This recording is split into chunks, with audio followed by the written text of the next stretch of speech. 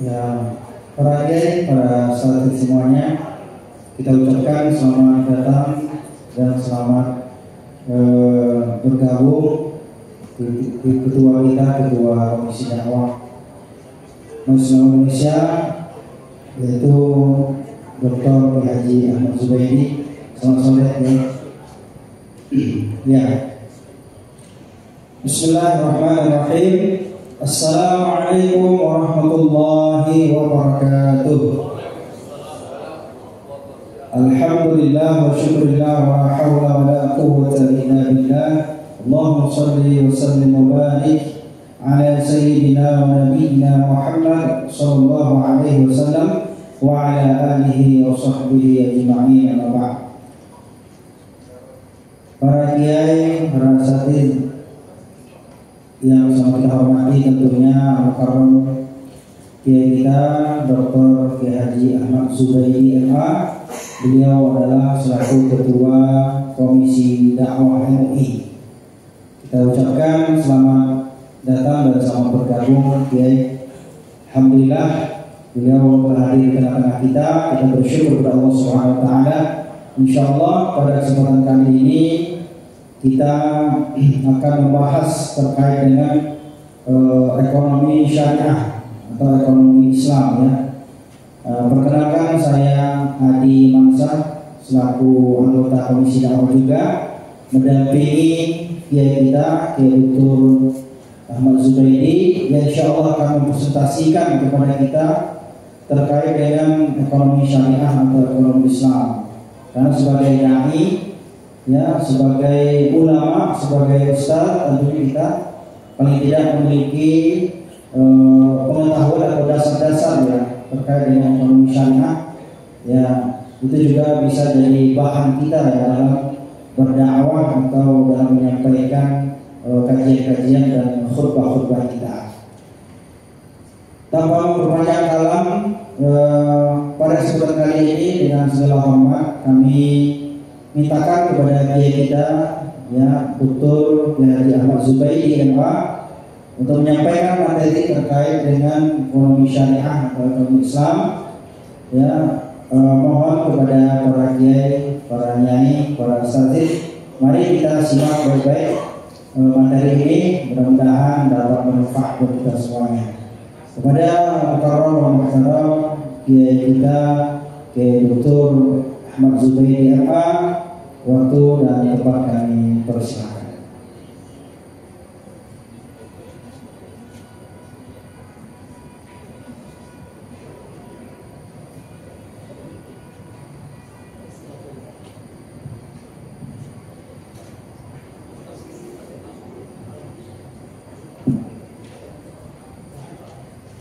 Bismillahirrahmanirrahim. Assalamualaikum warahmatullahi wabarakatuh.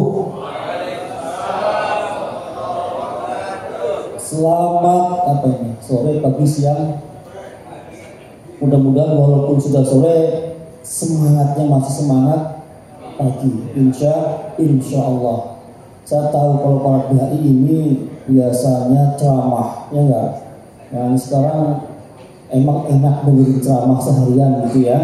Ternyata lumayan enak katanya. Enak apa enggak enak? Nah, enggak apa-apa, ini namanya kita ngecas, ya kan? Perlu dicas sekali-kali. Jangan malam Jumat doang ngecasnya, ya. Ya, tiap malam, tiap hari dicas juga biar enggak lobet gitu kan. Bismillah, alhamdulillah, wassalatu wassalamu ala rasulillah wa ala alihi wa sahbihi wa mawala amma ba'd. Yang saya hormati seluruh peserta sekalian, baik yang bapak maupun yang ibu ya, saya terima kasih sekali bapak dan ibu, para asatidz, ustadzat sekalian, wal masyayikh, rela bergabung untuk mengikuti standarisasi dai yang kali ini angkatan yang ke-32. Nah, jadi alhamdulillah ini angkatan ke-32, kira-kira ya jumlah dai kita sudah 1.900-an ya yang sudah bergabung dengan MUI, bukan MUI ya. Kemarin kita baru ada konferensi internasional ya. Saking semangatnya ya membaca MUI dengan MUI Ya, padahal nggak boleh itu. MUI aja nggak boleh Pak. MUI nggak boleh itu. Ya, kesepakatan dalam Munas itu membacanya harus MUI. Ya, MUI nggak boleh, tapi masih banyak pengurus MUI juga yang ya lebih singkatnya MUI. Nah, MUI menyapa umat. Nah, MUI siapa MUI itu ASMUI. Ya enggak. Nah ini, jadi MUI. Ya. Baik, materi kita pada sore hari ini semestinya disampaikan oleh Bank Syariah Indonesia untuk mengenal tentang bagaimana Bank Syariah. Namun karena satu dan lain hal, semua petugasnya dan sudah siap menyampaikan dipanggil dirut katanya untuk suatu kegiatan, sehingga terpaksa ya saya ini apa saja bisa ya terpaksa bisa untuk menyampaikan materi berkenaan dengan ekonomi syariah, atau bahkan kadang-kadang juga berkenaan dengan dakwah saya juga yang menyampaikan. Intinya ya kalau apa namanya istilah toko itu palu gada, ya apa yang lu butuhkan gue ada, maunya apa gitu kan, maunya apa gitu. Baik Bapak dan Ibu sekalian, salah satu tugas penting dari kita para daiyah ya dalam menyampaikan materi dakwahnya adalah materi tentang ekonomi syariah. Ya, kenapa demikian? Karena kehidupan manusia itu sesungguhnya, ya saya nggak tahu berapa persennya ya, tapi asumsi saya kemungkinan 95% daripada aktivitas manusia itu ya aktivitas sosial ekonomi, gitu kan? Artinya apa? Artinya sesungguhnya kalau kita ingin mendekatkan umat kepada syariah, ya maka tidak cukup sekedar mendekatkan umat ini dari aspek akidah dan ibadah saja, nggak cukup itu. Karena justru aplikasinya dalam kehidupan sehari-hari ya pada muamalah ini, pada khusus fil muamalah maliyah. Ini ada guru saya nih, Pak Ustadz Hamid Farihi, Masya Allah. Oke. Ini terus terang guru saya waktu S1 ngajar fikih muamalah, saya masih ingat. Saya lalu dapat A. Ya, maka kalau saya sekarang berdiri di sini menyampaikan materi ini sudah punya kompetensi yang disaksikan langsung oleh dosen saya. Ya, kalau ada salah-salah biasanya manusia tempatnya salah dan lupa, mohon dimaklumi. Karena itu penting intervensi para dai dalam menyampaikan materi tentang muamalah maliyah ini, khususnya terkait ya pengembangan ekonomi syariah yang hari ini di Indonesia sedang digalakkan. Ya, yang ternyata sungguh pun ekonomi syariah, wabil khusus pengembangan lembaga-lembaga syariah sudah 14 abad lebih, ada tetapinya. Satu sisi mengembirakan, sudah cukup bagus. Tetapi kalau dikaitkan dengan jumlah umat Islam yang mayoriti, bukan hanya di Indonesia tetapi juga di dunia, ini masih sangat pelan ya. Perkembangan kita masih sangat pelan sekali, tidak kencang. Asumsinya kan kalau umat Islam yang mayoriti, ya kan, mestinya pengembangan ekonomi syariah ya itu mestinya gampang. Kenapa? Karena selalu kita, dan anehnya gitu ya, kalau ada pihak tertentu yang berkampanye, ayo ikuti di syariah, ayo gitu kan, tanpa melihat syariah yang mana tentang apa gitu. Lalu asumsinya seolah-olah Indonesia ini masih jauh dari syariah gitu. Ya, kan suka begitu, ketika ada orang mengkampanyekan Indonesia bersyariah gitu kan, seolah-olah Indonesia belum bersyariah.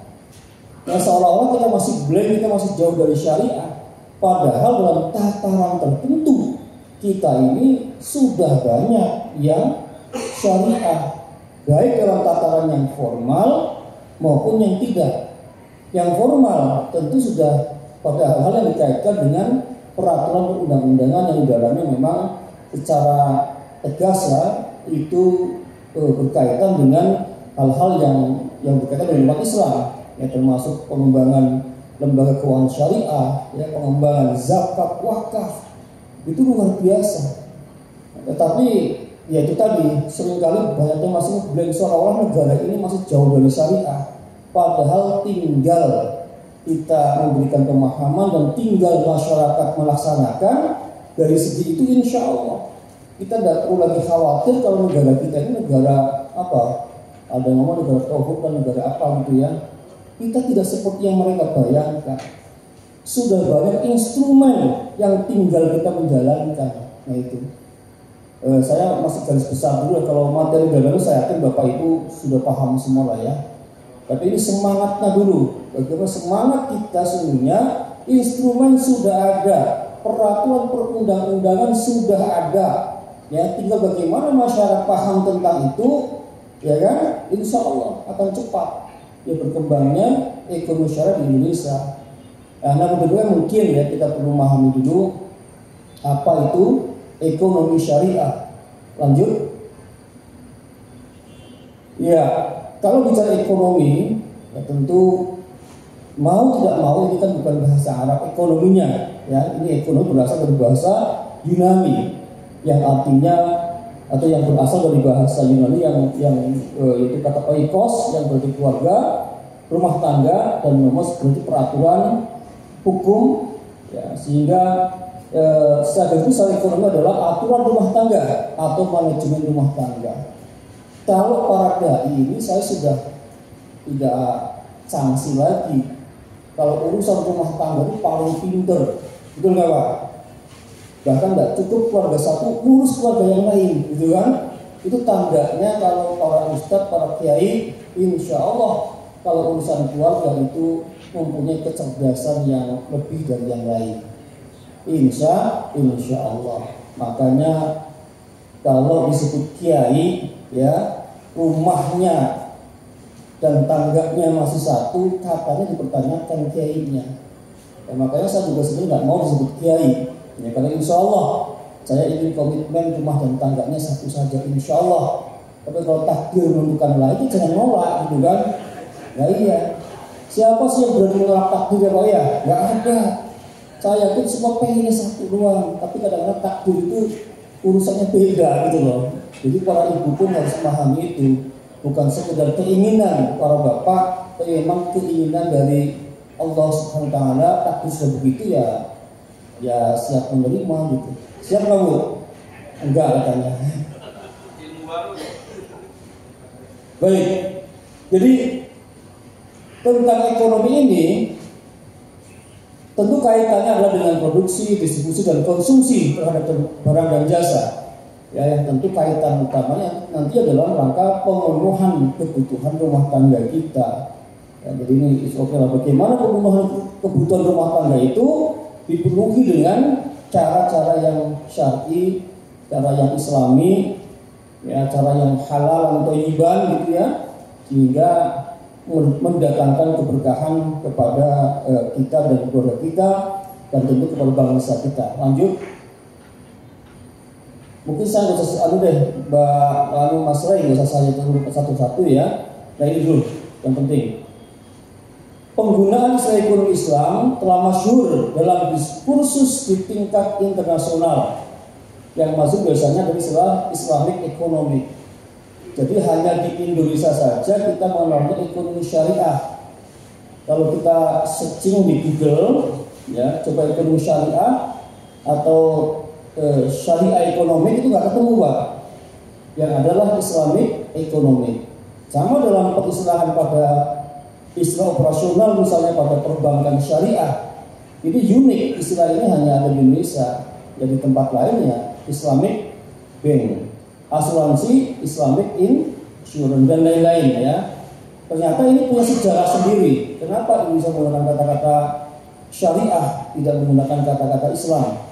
Ya, memang dulu kita tahu bahwa pada masa-masa Orde Baru ya tentu saja ada semacam alergi terhadap peristilahan yang berkenaan dengan Islam, terutama kata-kata Islam itu sendiri ketika dirangkaikan dengan kalimat tertentu sehingga membentuk sebuah kalimat yang mungkin ya seperti negara Islam gitu ya. Jadi ada persepsi yang menakutkan gitulah. Walaupun sesungguhnya ketika syariah pun ya masih pun munculnya syariah nggak dari awal. Kenyataannya bank muamalah yang muncul di awal pun tidak dikatakan sebagai bank syariah. tapi Bank Muamalah Indonesia, menghindari kata-kata yang kata-kata Islami lah ya, walaupun muamalah Islami tapi kata-kata yang ada makna ideologi tersendiri lah ya, syariah Islam itu. Makanya kata-kata syariah itu munculnya pasca reformasi, setelah ada kebebasan ya di Indonesia dalam konteks penggunaan kata-kata maupun hal lain, atribut dan lain-lain ya, sehingga kemudian muncullah istilah bank syariah. Ya, hampir semua bank syariah yang ada ini kecuali Bank Muamalah kan munculnya pasca reformasi gitu. Nah, karena itu yang dimaksudkan syariah dalam Islam ini ya sungguh pun ya itu sama dengan Islam itu sendiri ya, ini maksudnya Islam ya. Kalau kita kembali kepada peta konsepnya ajaran Islam kan ada 3 ya, ada akidah, akhlak dan syariah. Walaupun dalam usul fikih bilang syariah adanya amaliyah, hukum-hukum amali gitu kan. Tapi oleh banyak kalangan hukum amali ini kemudian dipersingkat dengan kata syariah. Karena itu walaupun syariah ya, kalau kita tinjau dari segi pemahaman keilmuan tentu lebih ke arah hukum-hukum ya, hukum-hukum yang berkaitan dengan amal perbuatan manusia ya, tetapi ya memang dalam konteks internasional tadi digunakan kata-kata yang lebih luas yaitu kata-kata Islam itu sendiri. Jadi intinya ya ekonomi Islam, ekonomi syariah, yaitu yang dimaksud ya satu kata, satu makna lah gitu, gak usah bingung. Lanjut. Dan lalu bagaimana karakteristik ekonomi Islam? Ini yang penting. Kalau kita bicara ekonomi Islam, ya tidak hanya perbankan syariah saja, atau tidak hanya lembaga keuangan syariah saja, baik yang bank maupun yang non-bank, tapi cakupannya sangat luas. Karena ekonomi itu ya luas sekali, ya tadi berkenaan dengan pemenuhan kebutuhan hidup manusia ya baik kaitannya dengan yang bank maupun yang non-bank, baik yang kaitan dengan bisnis maupun yang lainnya, bahkan sampai pada hal-hal konsumsi, itu pun dalam konteks ekonomi. Nah, karena itu misalnya kita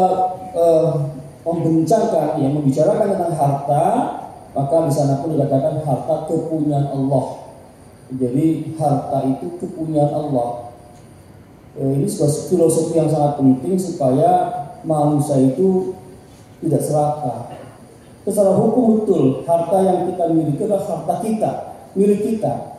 Tetapi sesungguhnya semuanya dalam Islam secara teologis ya adalah milik Allah. Makanya inna lillahi wa inna ilaihi raji'un. Semuanya adalah milik Allah dan akan kembali kepada Allah Subhanahu wa taala. Dan kita ditunjuk sebagai pengaturnya saja. Ya, yang bagaimana kita membuat sebuah aturan, membuat ketentuan ya supaya harta benda yang ada itu bisa memberikan dampak yang maslahah untuk kehidupan manusia. Nah, ekonomi terikat oleh akidah, syariah dan akhlak. Jadi dalam Islam ekonomi itu bukan sesuatu yang bebas nilai, bukan. Tapi ya sudah sangat erat kaitannya dengan tauhid ya, dengan keimanan kita kepada Allah Subhanahu wa taala, sehingga ekonomi yang kita jalankan itu pun tentu ekonomi yang harus bersumberkan dari nilai-nilai yang berasal dari Allah Subhanahu wa taala, bukan dari yang lainnya. Yang lainnya itu oke kalau tidak bertentangan, kalau bertentangan tidak boleh kan gitu. Juga tentu syariah dan akhlak. Karena itu dalam ekonomi Islam tidak bisa dipisahkan juga dengan etika-etika gitu ya. Jadi dalam Islam itu tidak sekedar syarat dan hukumnya saja, ya, tetapi bagaimana etika-etikanya juga harus ada, ya, tidak boleh menzalimi, ya, tidak boleh membuat sesuatu yang kemudian orang lain tidak ridho atau menghilangkan sifat keriduan itu sendiri gitu.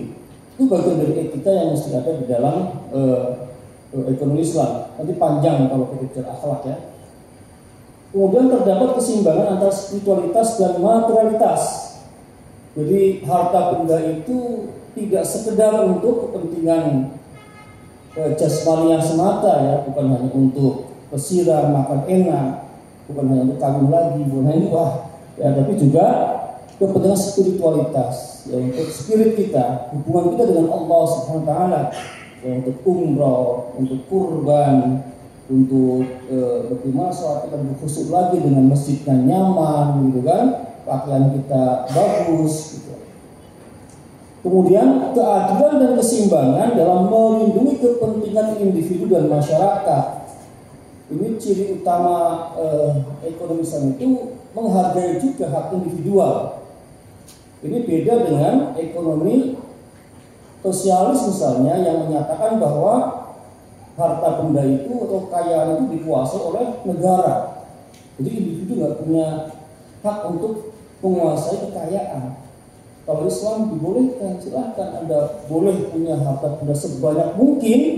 Yang penting adalah juga ada kepentingan umum yang harus kita tunaikan, baik melalui yang wajib maupun yang sunnah. Yang wajib melalui zakat, yang sunnah melalui infak sedekah maupun melalui wakaf. Itu ada keseimbangan yang dilakukan dalam Islam. Boleh punya harta benda banyak, tapi harus diimbangi juga dengan bagaimana kita melakukan pemerataan ya ekonomi itu kepada semua pihak, terutama kepada mereka yang miskin, mereka yang terhalang dalam mendapatkan akses ekonomi. Penjaminan kebebasan individu. Ya, Bapak punya uang mau beli mobil boleh, nggak ada larangan, ya kan? Mau bikin rumah boleh. Yang penting semua dilakukan dengan cara yang benar. Ya, termasuk tadi kawin lagi boleh asal dapat izin dari istri gitu kan. Loh Pak, kalau dapat izin lama Pak nggak dapat. Terus ya apa Pak rumusnya Pak? Minta maaf saja lah katanya. Hati-hati nih Ibu sekalian dan Bapak, kita udah cerdas-cerdas katanya. Kemudian adanya otoritas negara di bidang perekonomian. Kita pun memberikan hak kepada negara ya untuk mengatur ekonomi ini demi apa? Demi kemaslahatan. Kalau semuanya diserahkan kepada masyarakat ya, nanti tentu ya tidak akan terjadi keteraturan. Yang terjadi adalah kesemrawutan, dan kesemrawutan ini tentu tidak akan mendatangkan kemaslahatan. Kemudian adanya panduan konsumsi, bagaimana kita konsumsi, ya kita boleh makan ya, apa saja yang halal gitu kan. Tapi yang halal itu pun ada aturannya. Ya, bukan berarti kalau halal kemudian makan sak geleme dhewe, sak kenyang-kenyang, apa kan ada aturan-aturan yang bagaimana kita di dalam makan, baik dalam konteks etika makannya maupun dalam konteks kita makan yang memberikan kesehatan kepada diri kita. Kemudian ada petunjuk investasi, di mana investasi dalam Islam investasi itu nggak cuma mengandalkan bagaimana untung, tetapi orang yang berinvestasi itu ya di samping boleh ya dan pasti lah ya yang namanya orang investasi ini untung, tetapi juga harus siap menerima kerugian.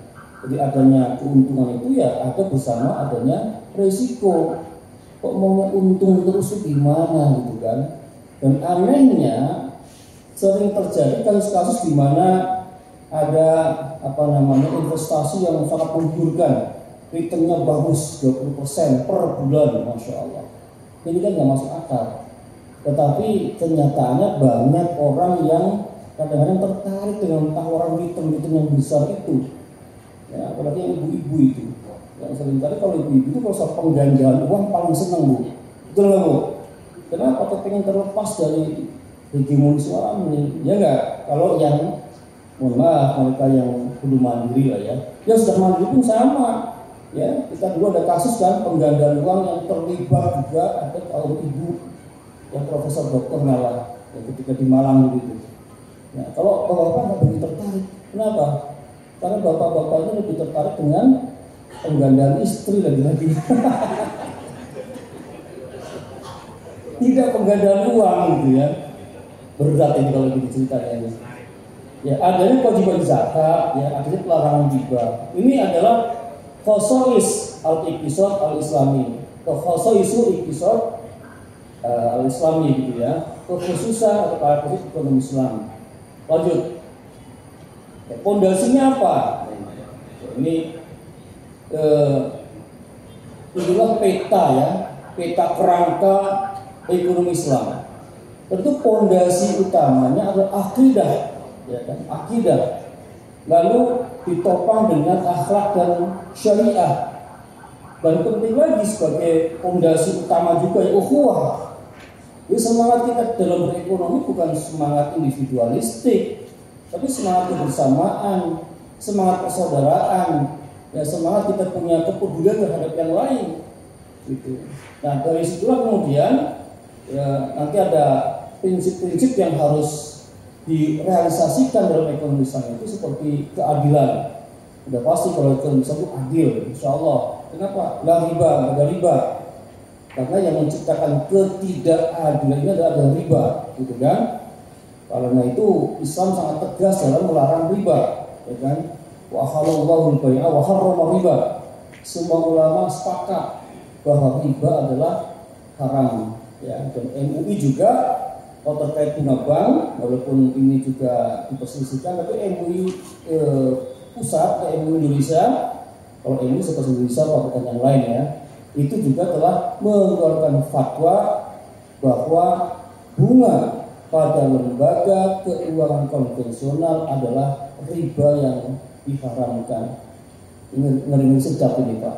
Ya, kalau melihat fatwa ini, sudahkah kita sudah terlepas dari praktek ribawi dari lembaga keuangan konvensional? Ya, ini mungkin bagian daripada renungan kita bersama, termasuk saya, ya, yang terima gaji masih lewat bank konvensional. Jadi ini mesti renungan bersama. Ya, tidak ada maisir ya, perjudian gharar, tidak ada gharar. Gharar itu suatu, kalau saya memahami gharar itu bisa suatu ketidakpastian atau memastikan sesuatu tidak pasti gitu ya. Ketidakpastian dalam konteks bahwa ketika hal-hal yang diperjualbelikan atau ditransaksikan oleh kedua belah pihak sama-sama tidak tahu tentang kualitasnya maupun kuantitasnya, maka ini jelas sesuatu tidak pasti. Orang jual beli harus mendapatkan barang yang diperjualbelikan, dia mendapatkannya masih dengan syarat tertentu. Ini kan tidak pasti, itu horor namanya. Atau memastikan sesuatu yang sebenarnya tidak pernah pasti. Dalam investasi ya, dalam investasi itu kalau ada orang saya mau invest, pokoknya saya untung sekian tiap bulannya, 20% wajib dan nggak boleh enggak. Nah itu nggak boleh. Pembagian nisbah 20-80 boleh, tetapi kalau kemudian memastikan saya harus dapat sekian persen tiap bulannya atau tiap tahunnya, saya nggak mau tahu Anda rugi atau tidak, ini yang nggak boleh. Ini yang namanya memastikan sesuatu yang sebenarnya tidak pasti. Ya, jadi kalau ada orang memastikan sesuatu yang sudah pasti, itu juga masuk horor. Kemudian zulm, ya kezaliman. Dalam praktek ekonomi kezaliman itu banyak bentuknya ya. Dan biasanya ya pastilah konsumen-konsumen itu seringkali menjadi korbannya. Haram jelas ya, haram baik haram zatian atau haram lidhari. Itu keseimbangan. Ya, kita mengenal real dan finansial, yang real, yang nyata, yang real aset, rumah kita, emas kita tuh real ya, nyata ada. Tapi ada finansial yang sifatnya dain kalau bahasa muamalahnya, kayak uang kita, surat berharga kita, itu dalam Islam boleh, nggak ada masalah. Kita nggak ada masalah dengan konsep uang yang sekarang ini ada, walaupun tentu kritiknya banyak lah ya, karena uang yang sekarang dikembangkan itu kan, kalau kata orang ekonomi namanya fiat money gitu ya. Banyak hal yang bisa menimbulkan kezaliman juga gitu. Tapi mau gimana lagi, itu sudah merupakan praktek ekonomi dunia ya. Dan itu sesungguhnya kesalahannya karena tidak adanya pencadangan uang yang sesuai dengan jumlah uangnya itu gitu ya. Dan lain-lain banyak persoalan di sana. Tapi kita tetap menghargai aspek finansial ya, surat berharga ya, uang itu sendiri. Jadi uang itu Pak, itu bukan real aset Pak. Uang itu finansial aset. Karena uang itu kan cuma kertas itu. Ya kalau ada pengumuman bahwa uang dengan nominal sekian terbitan tahun sekian tidak berlaku, maka pada saat itu juga tidak berlaku, tinggal seonggok kertas yang tidak ada artinya. Risk, ya, adanya resiko, ada return. Tentu semakin orang pengen mendapatkan keuntungan yang tinggi, biasanya resikonya semakin tinggi juga gitu. Tapi kita kan maunya, saya mau investasi yang sedikit resiko, untungnya besar. Ini maunya kita. Tapi kenyataan di lapangan ya tidak, ya selalu sesuatu yang kalau untung besar ya resikonya besar juga. Ya, Bapak Ibu pengen bisnis yang returnnya gede, ya apa misalnya bisnis restoran misalnya, ya resiko bangkrutnya juga besar juga gitu ya.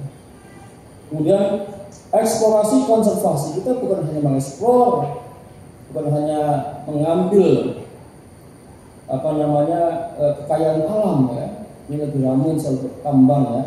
Ini lima tambang apa nggak lima tambang gitu ya. Tapi akhirnya sepakat sama-sama lima tambang gitu kan. Daripada kasih ke orang lain gitu kan.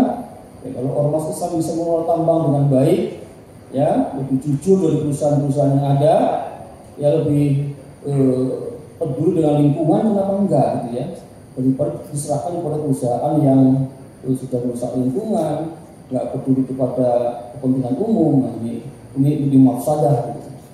Nah kemudian ada aspek bisnis, ada sosial, ya kita tidak hanya bisnis saja tapi sosialnya ada. Makanya dalam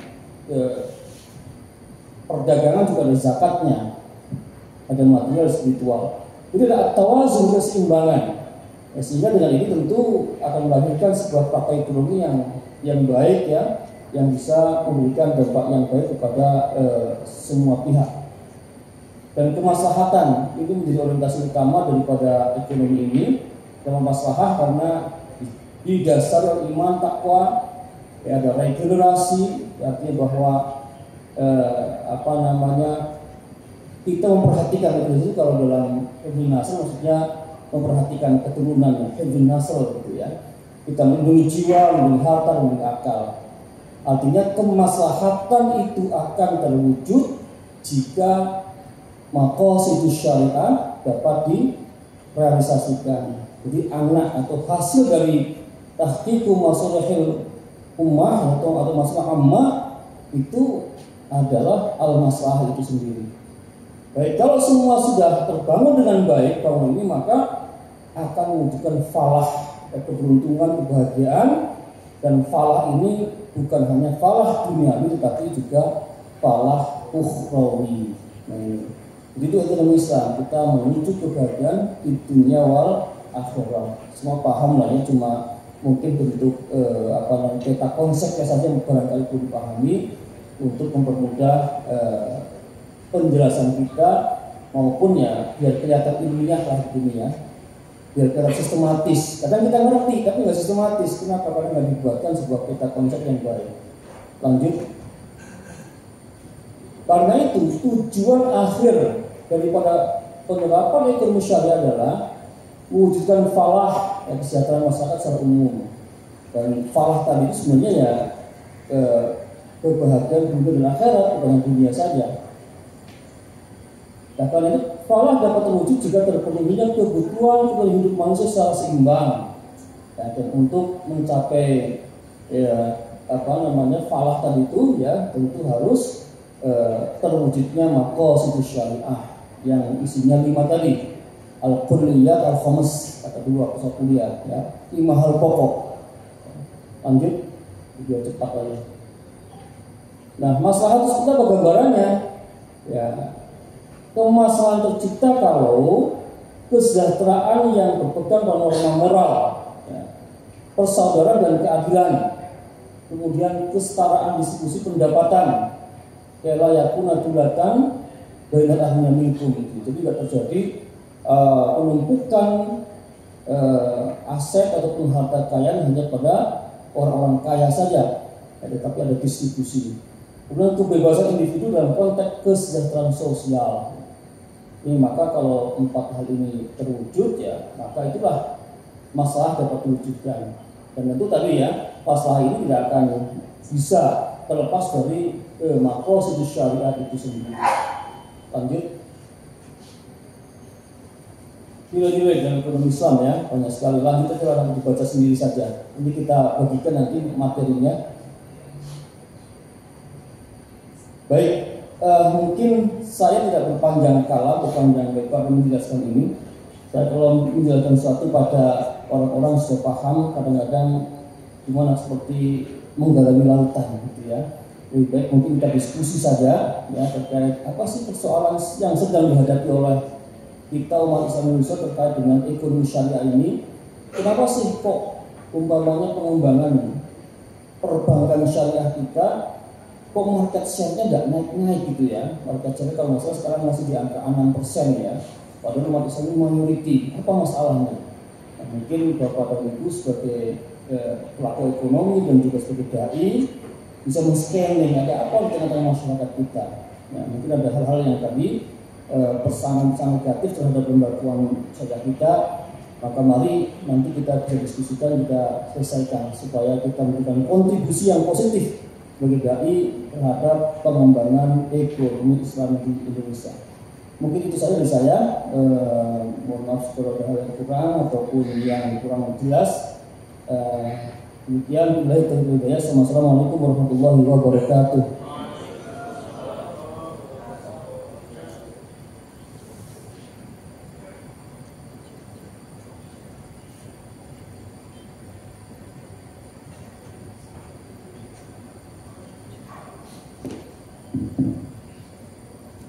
Terima kasih banyak kami ucapkan kepada kiai kita Dr. Zubaidi MA yang telah menyampaikan materi terkait dengan dasar dan dasar ekonomi dan keuangan Islam ya. Insya Allah materi yang sangat bagus sekali buat kita semuanya sebagai dai dan daiyah ya, yang mana kita memiliki tugas penting ya di dalam berdakwah di samping dakwah masalah akidah, masalah ibadah, dan ternyata juga ada dakwah muamalah maliyah kita ya, sebagaimana yang telah disampaikan tadi. Karena di antara materi-materi yang terpenting yang perlu disampaikan sebagai dai ya, terkhusus dai standarisasi MUI ya, Majelis Ulama Indonesia ini adalah mengenai muamalah maliyah atau ekonomi syariah. Dan kemudian juga kita tentu memahami juga bagaimana karakter dan hakikat ekonomi syariah ini ya, dan kemudian landasan dan dasar-dasar ekonomi syariah, sehingga pada intinya semua aspek yang ada dalam ekonomi syariah itu dapat melahirkan yang namanya falah tadi ya, kesejahteraan ya, kesejahteraan bagi seluruh umat manusia baik di dunia maupun di akhirat kelak nanti. Kami ucapkan terima kasih dan mari kita berikan aplaus buat narasumber kita. Baik, untuk sesi yang kedua, sebagaimana yang tadi disyaratkan oleh narasumber kita akan buka sesi diskusi ya, dan tanya jawab. Silakan kepada kiai, para asatidz yang mau bertanya, barangkali sebutkan nama dan langsung pertanyaannya dan dari mana gitu. Ya, satu, ada dua dulu mungkin barangkali ya.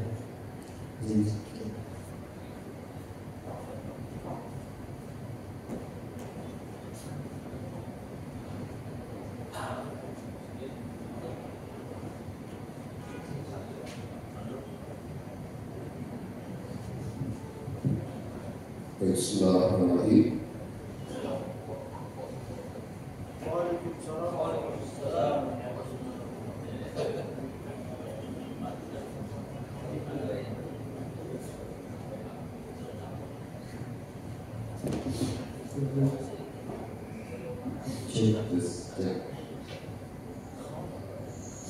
Perkenalkan, saya Ahmad Nurfari dari MBS Uga Pemalang, Jawa Barat. MBS Uga Pemalang.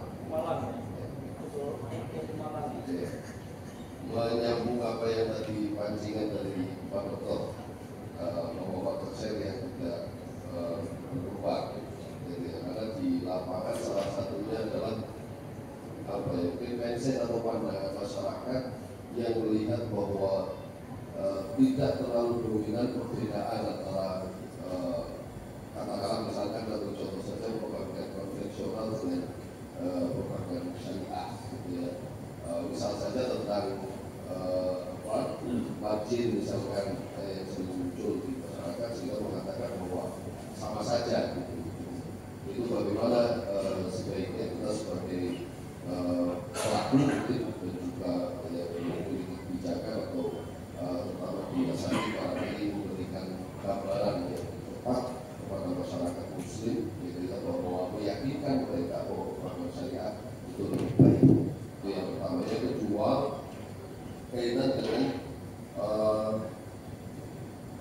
ini loss dan profit sharing, Pak Dokter. Di sistem syariah kan sebenarnya ada juga yang untung rugi itu ditanggung bersama, gitu ya. Untung rugi itu ditanggung bersama. Pada kenyataannya itu banyak yang mempertanyakan bagaimana kalau misalnya kita untung rugi ditanggung bersama, sedangkan di posisi perbankannya atau mungkin koperasi syariah di pinjam misalnya, ya ketika mereka harus menanggung rugi yang dialami oleh yang mengelola modal itu. Gitu. Jadi bagaimana juga prosesnya biar kita bisa memberikan pencerahan kepada masyarakat. Terima kasih. Assalamualaikum warahmatullahi wabarakatuh.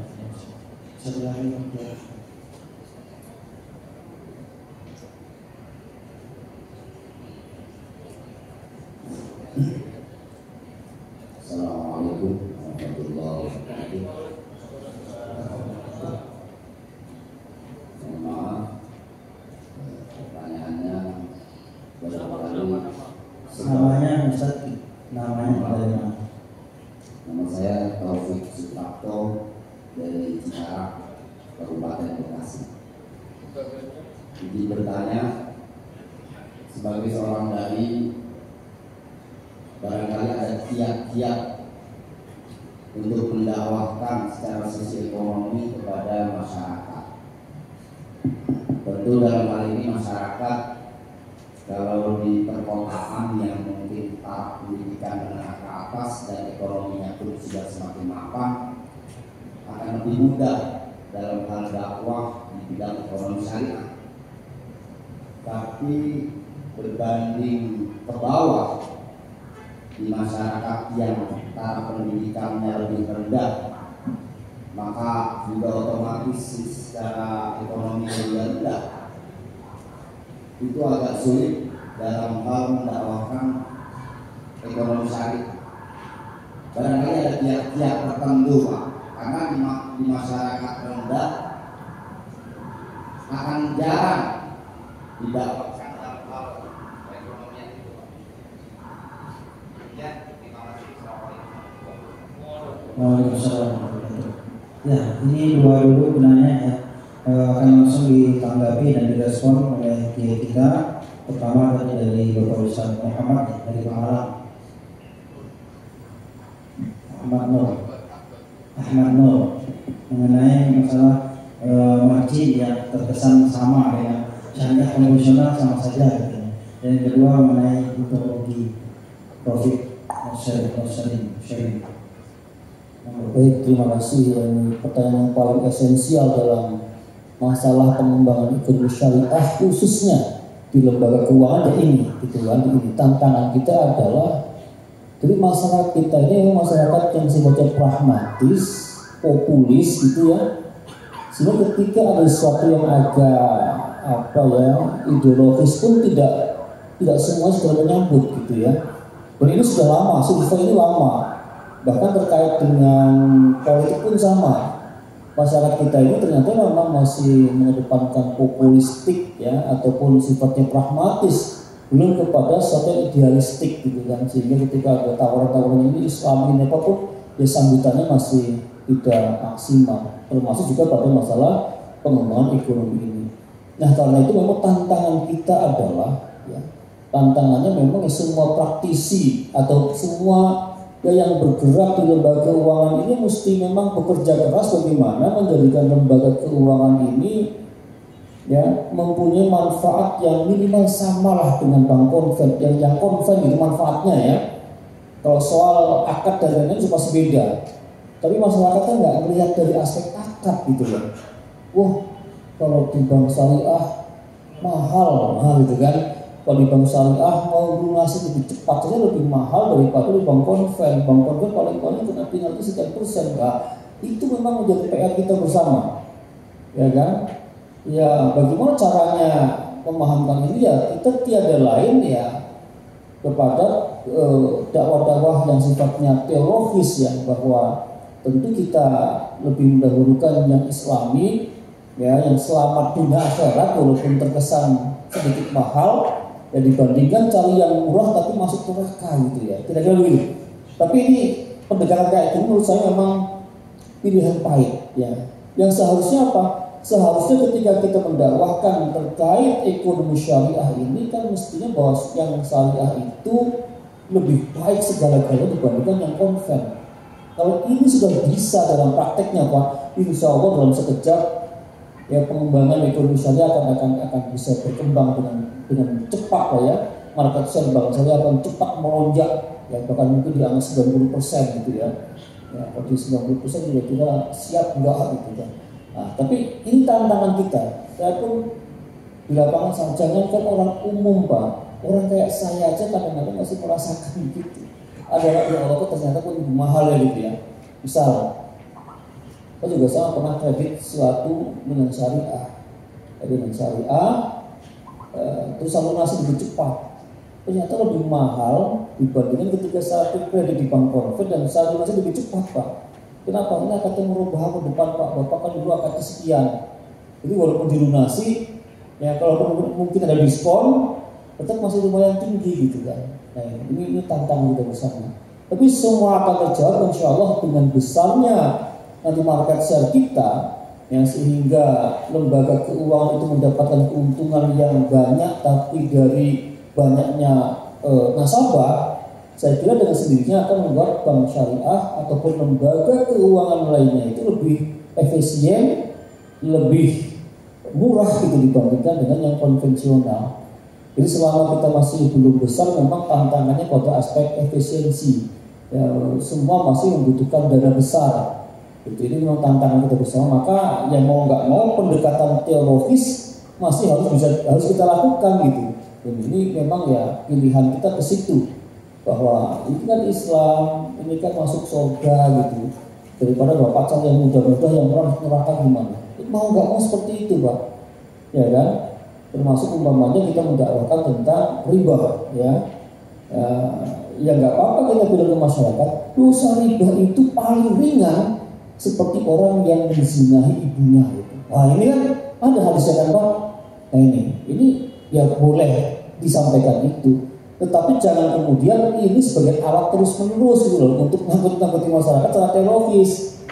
Aspek manajemen dari lembaga keuangan syariah juga harus berbenah diri supaya secara kualitas, secara harga itu bisa kompetitif dengan lembaga-lembaga keuangan konvensional gitu ya. Termasuk dalam asuransi Pak. Dalam asuransi juga sama. Masyarakat kita kan sangat pragmatis ya. Asuransi dengan premi sekian 500.000 misalnya, kalau konven kan Bapak nanti 10 tahun lagi kan dapat 100 juta misalnya. Ya di syariah kan enggak. Kalau yang dulu namanya apa tuh? Unit link ya. Ya kalau nanti ini investasinya bagus, maksimal Bapak dapat sekian juta, misalnya 100, yang sedang 70, paling rendah 40. Ternyata pada kenyataannya 40 juta kan nggak dapat, cuma dapat 20 juta gitu ya. Ini banyak yang gini Pak. Ini juga masalah tersendiri. Ya, mungkin karena tadi di syariah ini bagi hasil itu tergantung perolehannya, sehingga para pengelola itu menyederhanakan Allah kan akadnya kan kalau untung dibagi bersama, kalau ditanggung bersama gitu kan. Akibatnya begitu. Kalau konven kan enggak, asumsinya sekian persen bunganya dia harus sekian. Walaupun juga pada akhirnya bisa membangkitkan perusahaan juga gitu kan. Nah, tapi masyarakat kan nggak mau tahu, yang penting setelah sekian tahun masih sekian gitu. Ini juga tantangan kita bersama. Ya tentu ya lagi-lagi pendekatan teologis ya bisa kita lakukan di awal-awal ini gitu kan, agar mereka tetap mau bergabung dengan yang syariah. Walaupun secara pragmatis, secara ekonomis mungkin nilainya agak lebih mahal gitu ya. Termasuk koperasi Pak. Kenapa koperasi syariah kita di lapangan kalah dengan toko-toko retail yang non syariah? Ya karena ya di lapangan kita lihat bersama yang syariah ini harga minyaknya lebih mahal 1.000 dari yang tidak syariah gitu kan. Nah masyarakat kita tetap milih harga minyak yang lebih murah walaupun cuma 1.000 yang tidak syariah gitu loh. Ini tantangan kita bersama. Itu makanya ya kita mesti bisa membuat koperasi yang bisa bersaing dengan lembaga-lembaga konvensional. Ya, maka perlunya dai di sana. Ya, aspek teologis kita bisa kita dorong agak majukan sedikit biar masyarakat di awal-awal ini ya it's okay bergabung dengan bank syariah karena alasan teologis dulu lah, nggak apa-apa lah gitu kan. Nanti lama-lama setelah merasakan pengalaman bahwa ternyata walaupun mahal dikit berkahnya banyak ya kan, ada experience, ada pengalaman yang lebih jauh dengan lembaga keuangan syariah, ternyata lebih nyaman, lebih itu lebih aman dunia akhirat misalnya. Nah, itu insya Allah akan bisa merubah mindset di tengah-tengah masyarakat kita. Kemudian terkait tadi ya, memang tidak ada lembaga keuangan syariah yang mau rugi lah kira-kira itu, walaupun akadnya mudharabah sekalipun ya. Ya memang mudharabah kan kalau dalam konsep fikih kan sahibul malnya kan yang bertanggung jawab 100% ya terhadap investasi ini. Ya, tapi kalau itu tidak berlakukan sepenuhnya ya pasti banyak lembaga keuangan syariah akan dihentikan. Maka dari itu dalam konteks-konteks yang seperti ini tentu harus sangat selektif ya, dan melalui asesmen yang kuat ya, bahwa jangan sampai pembiayaan itu tanpa penelitian yang mendalam hingga membuat nasabah gampang kolaps, gampang bangkrut gitu ya, yang menyebabkan terjadinya yang kemudian mengakibatkan lembaga keuangan syariah juga ya walaupun mudharabah kalau di lembaga keuangan syariah dan nggak bisa dikembalikan oleh nasabah kan NPL-nya atau NPF-nya bisa menjadi tinggi kan, artinya kredit macetnya menjadi tinggi gitu kan. Jadi ya itu tantangan kita bersama. Tetap walaupun konsepsi fikihnya itu sangat membela mudharibnya, tapi dalam aplikasinya kan juga tidak semudah itu gitu. Baik, lalu yang terakhir tadi Mas Taufik atau Ustaz Taufik dari Cikarang, apa kiat-kiat sisi ekonomi ya tadi itu yang sudah disampaikan ya, terutama tentu ya kita lebih kepada dakwah bilhal menggunakan pendekatan ekonomi, itu yang lebih efektif lagi.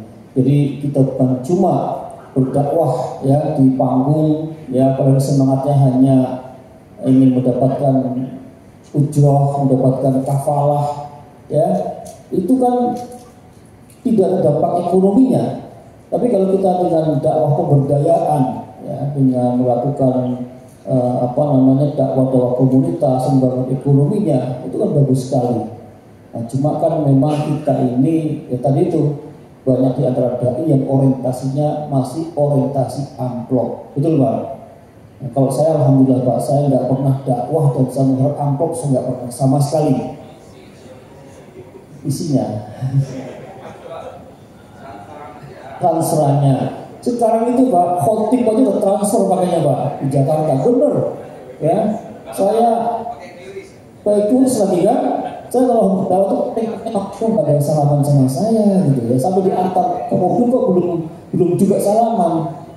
Bisik ketika Ustaz Afan nanti ditransfer, oh begitu bilangnya dari tadi loh, saya nggak tengok kanan tengok kiri sebenarnya.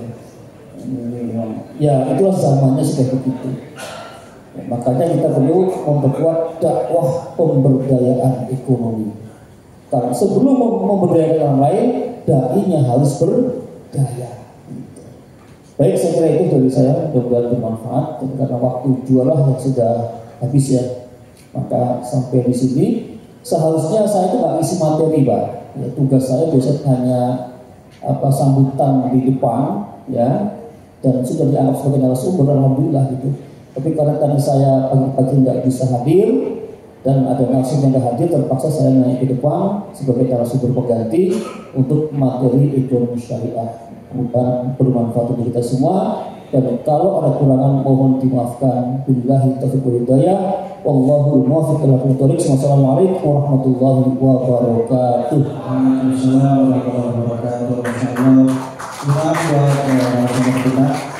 Terima kasih banyak kami aturkan kepada Dr. Ahmad Zubaidi yang sudah memberikan jawaban Mudah-mudahan dapat menambah motivasi dan semangat kita untuk mensosialisasikan ekonomi syariah di tengah-tengah masyarakat ya. Karena MUI juga memiliki slogan ya, memasyarakatkan ekonomi syariah dan mensyariahkan ekonomi masyarakat. Nah, inilah tugas dari dan dai kita menyampaikan kepada umat, dan mudah-mudahan dengan berkontribusinya kita di tengah-tengah masyarakat, ekonomi syariah ini semakin besar dan semakin dikenal oleh masyarakat, dan mereka kemudian bukan hanya menjadikan ekonomi syariah ini sebagai opsional ya, tetapi menjadi pilihan insyaallah. Amin ya rabbal alamin. Itu saja, terima kasih. Saya sebagai moderator mengucapkan mohon maaf jika ada kekurangan dan kesalahan dalam memandu acara ini. Kita tutup dengan membaca hamdalah. Alhamdulillahirabbil alamin. Wabillahi taufiq wal hidayah. Wassalamualaikum warahmatullahi wabarakatuh.